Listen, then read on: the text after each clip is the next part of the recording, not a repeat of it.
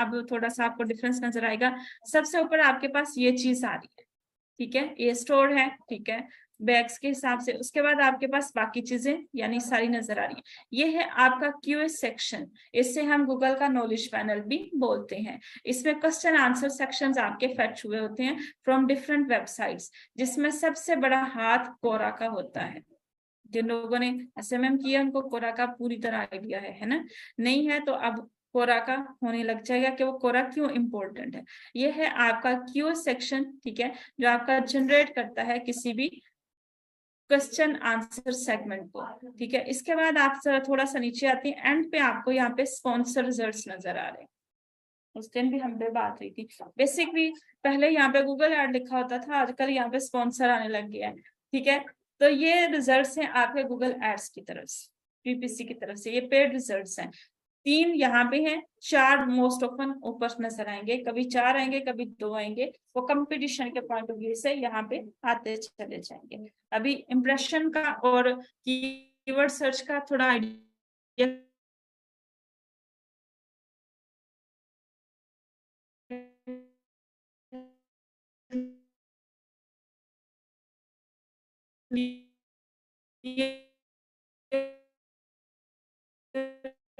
हुआ, ठीक है।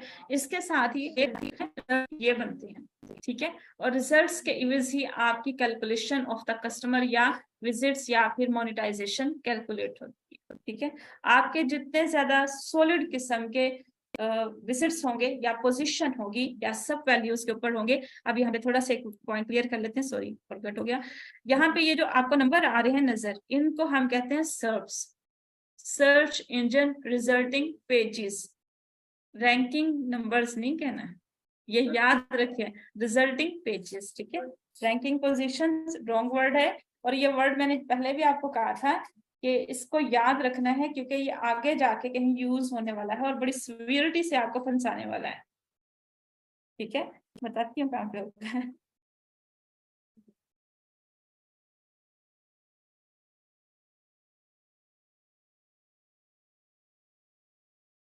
सही है। यहाँ पे हम मूव करते हैं हमारे सेक्शन के साथ। 1 पेज के ऊपर आपके 10 ऑर्गेनिक रिजल्ट्स होते हैं, ठीक है, और 7 स्पॉन्सर्ड रिजल्ट्स, और एक आपका क्यूएस सेक्शन। अब क्यूएस सेक्शन हो सकता है या फिर आपका मैप रिजल्ट्स हो सकते हैं जीएमबी के थ्रू। जी दोबारा, एक जनरल सर्च के इवज हमें 17 तक रिजल्ट्स मिल सकते हैं, जिनमें आपके 10 होंगे ऑर्गेनिक रिजल्ट्स, 7 होंगे स्पॉन्सर्ड रिजल्ट्स, और उन्हीं ऑर्गेनिक रिजल्ट्स के अंदर एक आपका ऑर्गेनिक भी हो सकता है क्यूए सेक्शन, और एक आपका जीएमबी सेक्शन यानी मैप रिजल्ट्स, पैक रिजल्ट भी हो सकता है। क्लियर? पैक रिजल्ट तो नहीं पूछना ना, पक्का? फिर पूछूंगा। अच्छा, आपको याद है पैक रिजल्ट्स दिखाए थे? ठीक है, दोबारा देख लेते हैं। अच्छा, ये 17 तक हो सकते हैं, और गूगल अपनी मर्जी से इन्हें डिफाइन करता है, कम या ज्यादा करता है, लेकिन ऑर्गेनिक 10 ही रहते हैं। मैक्सिमम बताएं, इससे कम ही होता है। कम ही होते हैं, इससे ज्यादा नहीं, सेटिंग चेंज करके होते हैं। सर्च इंजन की सेटिंग चेंज होती है इधर से। हाँ जी बिल्कुल, और हम हमारी मर्जी से अपने रिजल्ट सेट कर सकते हैं कि मुझे अगली दफा 10 दिखाना, 50 दिखाना, 100 दिखाना, फिर वो उस हिसाब से आपको डिफाइन करेगा। लेकिन जो जेनेरिक है वो 10, ठीक है। क्लियर? अब क्लियर है? ठीक है, चलिए मूव करते हैं। अभी हम आपको पैक रिजल्ट्स और बाकी चीजों का डिफरेंस बता दें। यहाँ तक हम क्लियर है? इंप्रेशन क्लियर है, रिजल्ट क्लियर है, ठीक है। और ये चीज भूल गए,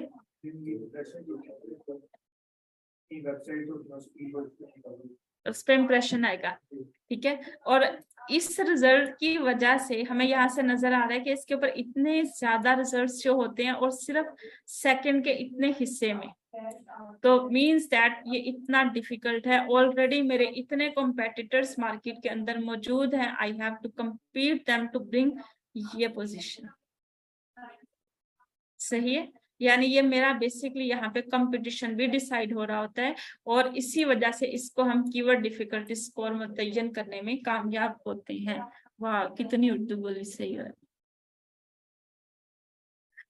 ठीक है, क्लियर। तो कीवर्ड डिफिकल्टी स्कोर के पॉइंट ऑफ व्यू से मैं एक बात क्लियर कर दूं कि जब हम इस तरह से हैंडबैग्स के वर्ड की बात कर रहे हैं तो ये बेसिकली मेरा कीवर्ड नहीं है। आपका कीवर्ड आपका मीनिंगफुल वर्ड होना चाहिए। आप क्या बेच रहे हो वो क्लियर करना चाहिए। ये आपका माउथ वर्ड हो सकता है, ये आपका कोई भी वर्ड हो सकता है, लेकिन ये कीवर्ड नहीं है। क्यों? क्योंकि handbags are of many types. ठीक है, मेन के लिए है, विमेन के लिए है। ठीक है, उसके साथ में स्कूल बैग्स भी इसी कैटेगरी में फॉल कर जाते हैं। फिर इसके बाद इनकी मटेरियल वेरिएशंस आ जाती हैं, लेदर की हैं, कोई अदर जो भी क्या रग्सिस हैं उस फॉर्मेट में आ जाते हैं। मतलब काफी मनु नहीं आता ऐसे, लड़कियों में तो डाउट भी ना करना। मैं क्लचेस यूज करती हूँ, उसका ही आइडिया मुझे। तो हैंडबैग्स इस तरह वैरायटी के साथ कलर फिर वेरिएशंस आ जाती हैं। ठीक है, आप इसमें क्या सेल कर रहे हो ये मैटर करेगा। और हैंड्स बैग आपका कीवर्ड तब सेट होगा जब आप अपने साथ उधर लगा दोगे। Let's suppose we are selling leather bags. ठीक है, लेदर हैंडबैग्स। ठीक है, अब मैं लेदर हैंडबैग सेल आउट कर रही हूँ। अब आपने देखा कि रिजल्ट पूरी तौर पे कम हुए हैं और टाइम भी थोड़ा सा ज्यादा लगा है। ठीक है, अच्छा, अब ये इसका मतलब है हैंडबैग्स की निस्बत इसका डिफिकल्टी स्कोर थोड़ा सा कम है। ठीक है, लेकिन अभी भी वंस अगेन अगर मैं इसको कोड से चेक करूं, लेदर हैंडबैग्स की तो मैंने बात की, लेकिन ये किसके लिए है? मेन और वीमेन। ठीक है, अब मैं उसके हिसाब से इसे सेट कर दूंगी। ठीक है, यहाँ भी हम कर लेते हैं विमेन। सेम आप वाइस वर्सा भी कर सकते थे, लेदर की जगह विमेन हैंडबैग्स भी लिख सकते थे। तो वो फिर आपका वही, जैसे भी हमने बात की कि वो क्लासिफाई नहीं कर सकना था कि विमेन हैंडबैग्स हैं, लेकिन है क्या, कस्टम है, कोई डिफरेंस होता है, कलर चेंज है, साइज वेरिएशन है, क्या चीज आप सेल आउट कर रहे हो। विमेन हैंडबैग्स तो हर बंदा सेल करेगा, हम इसमें यूनिक फीचर क्या लाएंगे? जो हम यूनिक फीचर लाएंगे वही हमारा सेल पॉइंट होगा। ठीक है, उसी सिनेरियो के अंदर जब हम इसको ऊपर से मीनिंगफुल बनाते चले जा रहे हैं, हमारा कंपटीशन भी कम होता चला जा रहा है, तो इसी सिनेरियो के अंदर ये डिसाइड होता है कि आपका कीवर्ड क्या है। अब हमारी क्लासिफिकेशन डिसाइड हो चुकी हुई है। हमारे पास लेदर हैंडबैग्स हैं और हैंडी किन के लिए? विमेन के लिए। मीनिंग क्लियर हो रहा है? ठीक है, कि हमने बेसिकली बेचना क्या है। If you are telling someone, यानी सर्च इंजन को आप क्या बताओगे? We are selling leather bags for women. ठीक है, तो वो आपको उसी तरह क्लासिफाई कराएगा। वो आपको हैंडबैग्स में भी शो करवाएगा, लेदर हैंडबैग्स में भी कराएगा, विमेन हैंडबैग्स में भी करवाएगा, विमेन लेदर बैग्स में भी करवाएगा। लेकिन आपका जो गोल टारगेट होगा वो हमेशा कीवर्ड डिफाइन कर रहा होगा कि हम ये प्रोडक्ट सेल कर रहे हैं।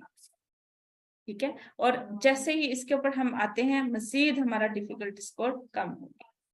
मतलब आप मुझे सिर्फ इतने मेरे टाइप के प्रोडक्ट को बेचने के लिए इतने ही लोगों को compete करना है। ठीक है, और ये इससे भी ज्यादा डिफरेंस हो जाएगा अगर मैं इसमें कलर वेरिएशन लगा दूं। ठीक है, तो सबसे पहले जब भी हम लोग एसईओ फील्ड के अंदर एंटर होते हैं, we need to understand the product we actually are going to sell in the market. ठीक है, हमारी प्रोडक्ट है क्या? ठीक है, कंपेटिटर वो बेच रहा है या नहीं बेच रहा है? आप लोगों ने लेदर हैंडबैग्स डिसाइड कर लिए। ठीक है, आपका मैन्युफैक्चरर लेदर हैंडबैग्स बेच रहा है, लेकिन आप अपने प्रोडक्ट को ध्यान से देखोगे, उसमें कलर वेरिएशन है आपके पास, साइज वेरिएशन है, या उसके ऊपर कोई मेटल यूज हुआ है, या उसमें कोई और जिसे कहने के यूनिक फीचर है। ठीक है, उसकी पॉकेट्स हैं, क्या चीज उसको डिफरेंट करिए। We need to understand that thing, ताकि हम हमारे कॉम्पिटिटर को बिल्कुल परफेक्टली निकाल सकें। ठीक है, तो ये फंक्शन हमारा इस तरह से ऑपरेट होता है। आप मार्केट में कपड़े बेचने गए हैं, सामने वाला भी कपड़े बेच रहा है, जरूरी नहीं है कि वो आप वाले ही बेच रहा हो। दिखने में लगेगा कि मेरा कॉम्पिटिटर है, लेकिन हो सकता है टोटल डिफरेंट हो। डिफरेंट कैसे? लेट्स सपोज कि आपने कपड़े सेल आउट किए, आपने टोटली क्या किया, क्लॉथ मार्केट के अंदर आप आ गए और आपने स्टिच्ड कपड़े चूज कर लिए। मेन, वीमेन एंड किड्स, ठीक है, आपने तीनों को चूज किया।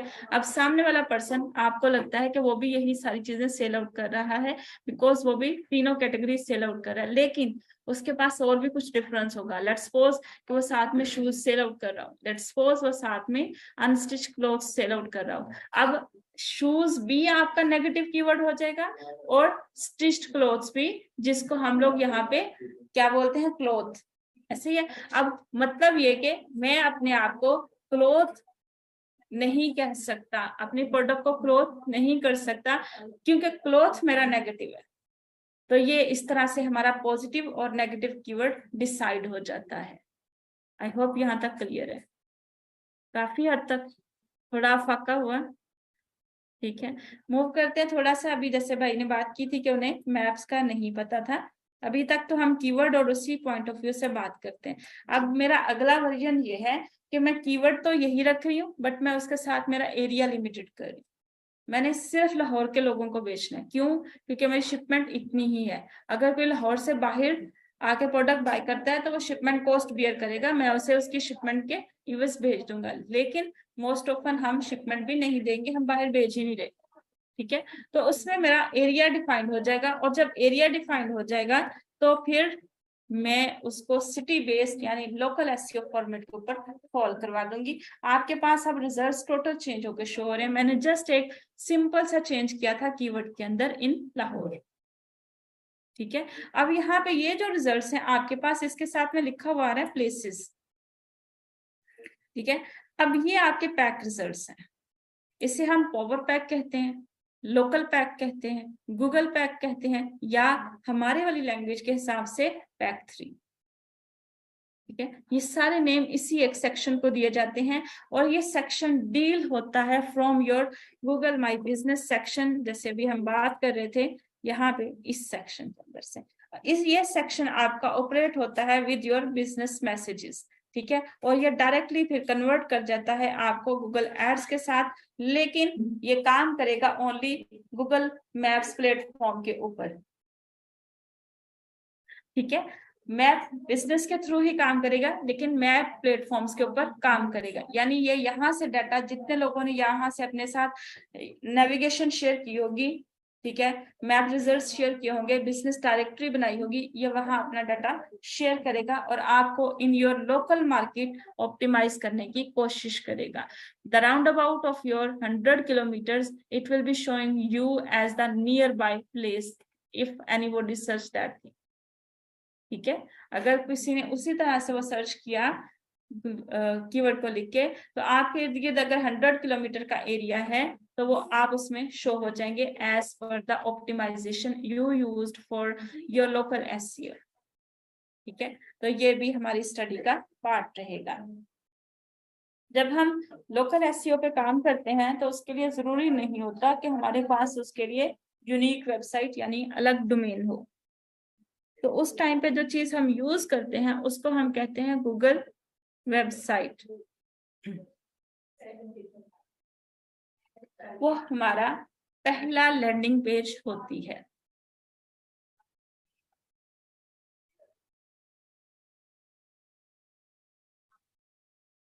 क्लियर, ठीक है। और उस टाइम पे हम लोग जो फॉर्मेट करेंगे वो हम इधर इसके साथ करेंगे, ठीक है। और हम लोग यहाँ पे गूगल साइट ऊपर होगा इसका वर्जन, यहाँ पे लिखा हुआ साइट्स, इसके साथ काम करेंगे, ठीक है।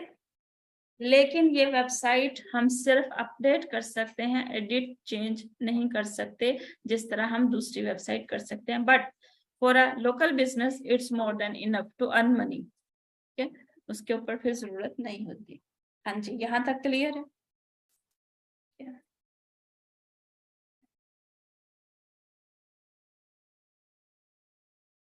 यहाँ तक कोई क्वेश्चन?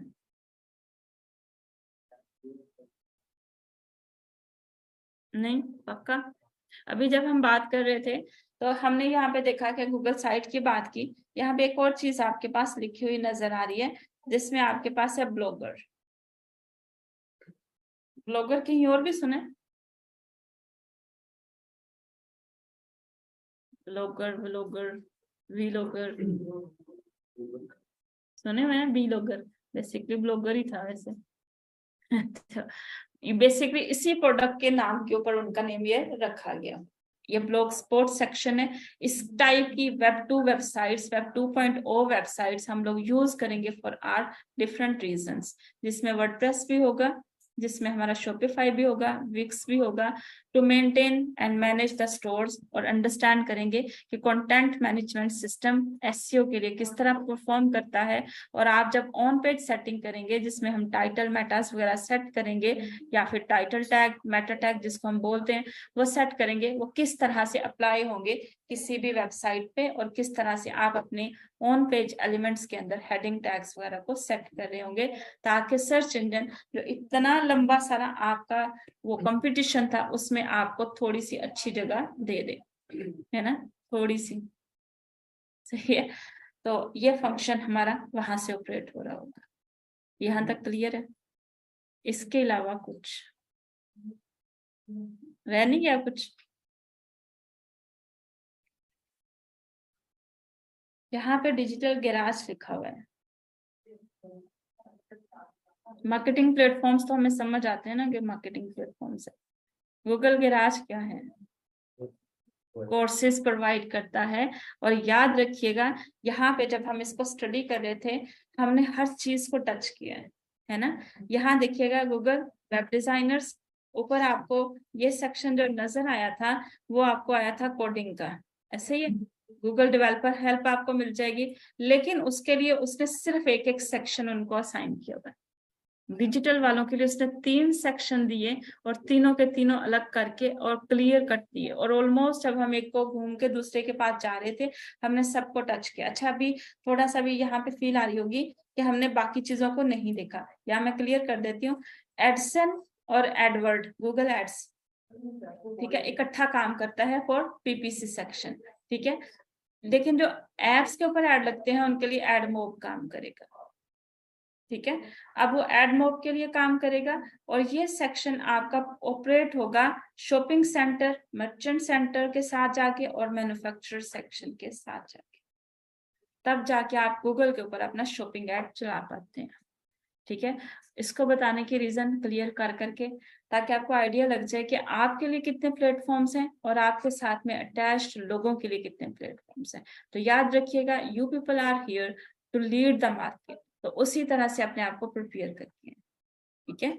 तो ये कोई सिंपल चीज नहीं रहती है। पिक्सेल्स फॉर बिजनेस सेक्शन है, ये इंटीग्रेशन है आपकी सोशल मीडिया चैनल्स की आपके वेबसाइट के साथ, जिसको हम लोग सर्च चेक करेंगे हमारी पिक्सेल्स या सोशल इंटीग्रेशन के साथ। और इस सेक्शन को हम बोलते हैं ई कॉमर्स इंटीग्रेशन।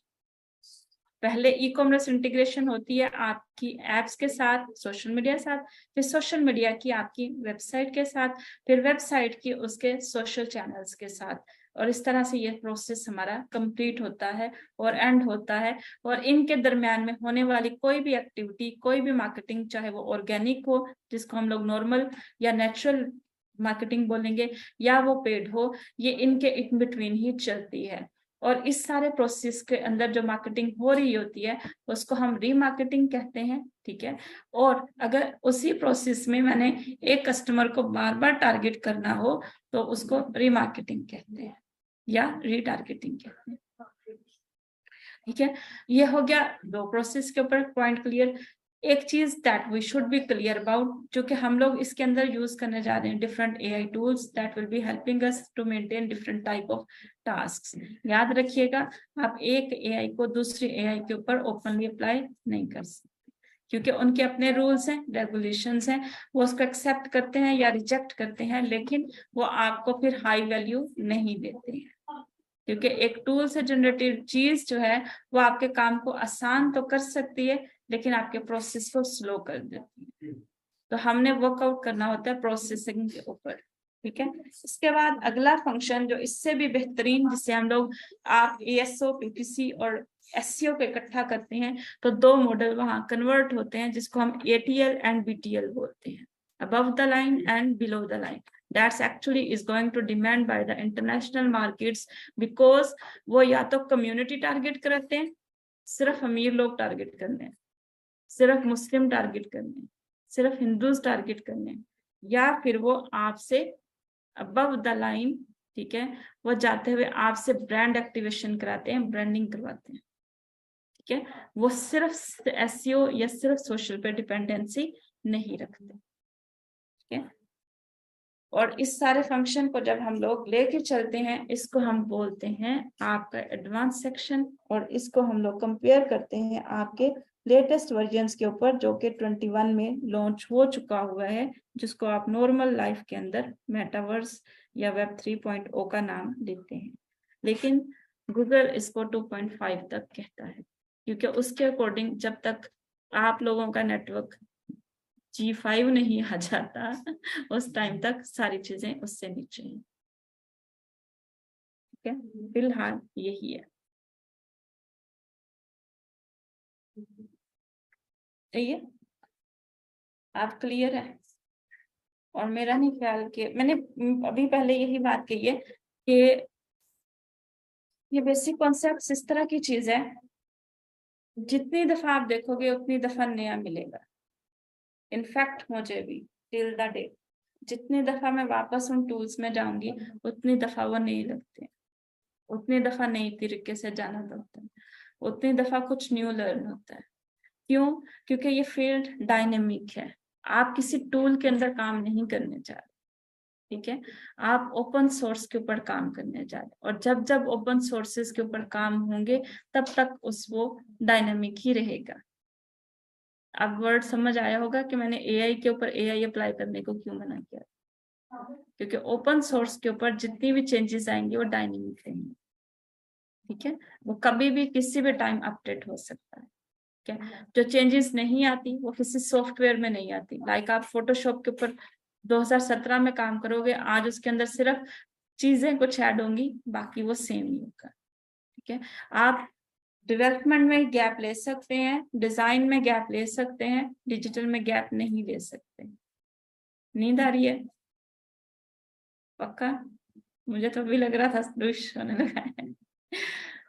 डिजिटल में अगर आप 1 ईयर के बाद मार्केट के अंदर इंटर होते हैं तो आप यूजलेस हो चुके होते हैं, ठीक है। तो अपने आप को चीजों के साथ अटैच करते रहिएगा ताकि सेल्फ ग्रोथ हो सके। इसके अंदर एक वर्ड यूज हुआ था डिजिटल गैस का, जिसके लिए इन्होंने कोर्सेज किया था, याद रखिएगा। आपका एसईओ सर्टिफिकेशन इसी के थ्रू होना है, ना नेक्स्ट स्किल देने जा रहा है या ना मैं देने जा रहा हूँ। गूगल डिसाइड करेगा if you qualify for the work और नॉट, ठीक है। और आप लोगों ने इसको 1 ईयर के बाद खुद से दोबारा रीडन करना होगा, और इस प्रोसेस को हम सेल्फ ग्रोथ का नेम देते हैं, ठीक है। तो ये आपको इसलिए इंडिपेंडेंट कर देता है। चाहिए काफी है आज के लिए। आई होप कि कल कोई ये नहीं कहेगा मेरी पहली क्लास है तो मैं कसम के बैठे रोना।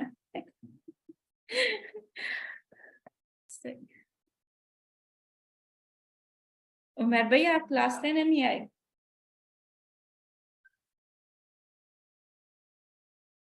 अभी भी नहीं ले रहा, वो चला गया वो, है ना। मुझे ऑनलाइन वालों के साथ यही लगता रहता है कि ये ज्वाइन करके आराम से परे जाके एंजॉय फरमा रहे होते हैं।